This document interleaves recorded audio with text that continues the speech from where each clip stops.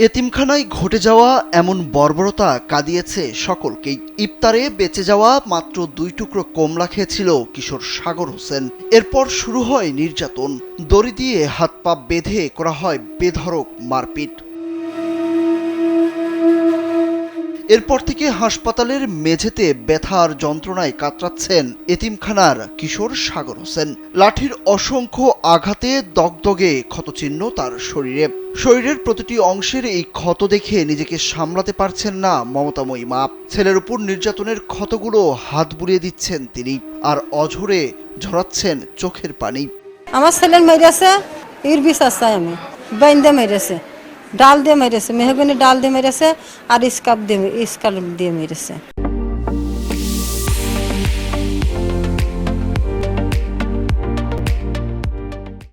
স্থানীয় ও স্বজনরা জানান, গত সোমবার একজনের দেওয়া ইফতারে কিছু কমলালেবু বেঁচে যায়।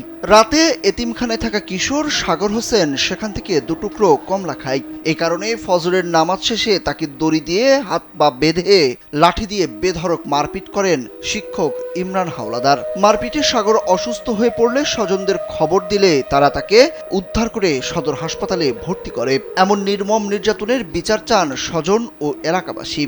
চোরের অপবাদ দিয়ে অমানসিকভাবে মনে করেন যে বেঁধে রশি দিয়ে বেঁধে স্টাম্প দিয়ে মেরেছে, আর 7টা মেহগুনের ডাল ভেঙে মেরেছে। এরকম ছেলে পেলে মারা ঠিক হয়নি। মারা আমি পছন্দ করিনি এরকম ভাই। ছেলে পেলে মানুষ ছেলে পেলে না বুঝতে পারে একটা জিনিস খেয়ে ফেলে তাই মারতে হবে নাকি? তাই এভাবে একজন মানুষ মারতে পারে না। একজন শিক্ষক ছাত্রকে এভাবে মারা কোনো রকমই যায় না। তো আমাদের স্থানীয়রা সবাই, আমরা অনেক লোকজন প্রতিষ্ঠানে যাই। এর আগে একটা মারছিল, এরপরে এই ঘটনা ঘটিয়েছে, এবং তাদের কথাও ছিল যে এরপরে এরকম ঘটনা ঘটলে আমরা আইনানুগ ব্যবস্থা নেব। ঝিনাইদহ সদর উপজেলার মাথুরাপুর আদর্শ এতিমখানায় ঘটেছে এমন নির্যাতনের ঘটনা। এ ঘটনার পর থেকে শিক্ষক ইমরান হাওলাদার পলাতক রয়েছেন। এতিমখানার পক্ষ থেকে তার বিরুদ্ধে আইনগত ব্যবস্থা নেওয়া হচ্ছে বলে জানিয়েছে কর্তৃপক্ষ। ঘটনাটা অনাকাঙ্ক্ষিত। এটা আমাদের ইতিপূর্বে এমন কোনো ঘটনা এই মাদ্রাসায় ঘটেনি, এটাই প্রথম। এবং এর বিরুদ্ধে আমরা তাৎক্ষণিক ডিসিশন নিয়েছি যে তাকে বরখাস্ত করা হয়েছে সঙ্গে সঙ্গেই। এবং সে তার আগ দিয়ে আমি ছিলাম না প্রতিষ্ঠানে, আমি আসার আগ দিয়ে সে পালাইছে, প্রতিষ্ঠান থেকে পালাই গেছে। এদিকে এ বিষয়ে পুলিশের কাছে জানতে চাওয়া হলে সদর থানার ভারপ্রাপ্ত কর্মকর্তা আব্দুল্লাহ আল মামুন জানান, এতিমখানার ঘটনায় ভুক্তভোগীরা অভিযোগ দিলে দ্রুতই আইনগত ব্যবস্থা নেওয়া হবে।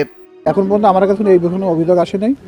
যদি ভুক্তভোগী আমাদের কাছে অভিযোগ করে তা আমরা আইনগত ব্যবস্থা নেব, দ্রুত আইনগত ব্যবস্থা নেব এবং তাকে পৌঁছে দেব। নির্যাতনের শিকার কিশোর সাগর হোসেন গত 5 বছর ধরে এই এতিমখানায় বসবাস করছেন। এর আগেও একাধিক শিক্ষার্থীকে নির্যাতন করেছেন অভিযুক্ত শিক্ষক ইমরান। সুরুজ আহমেদ, কালবেলা।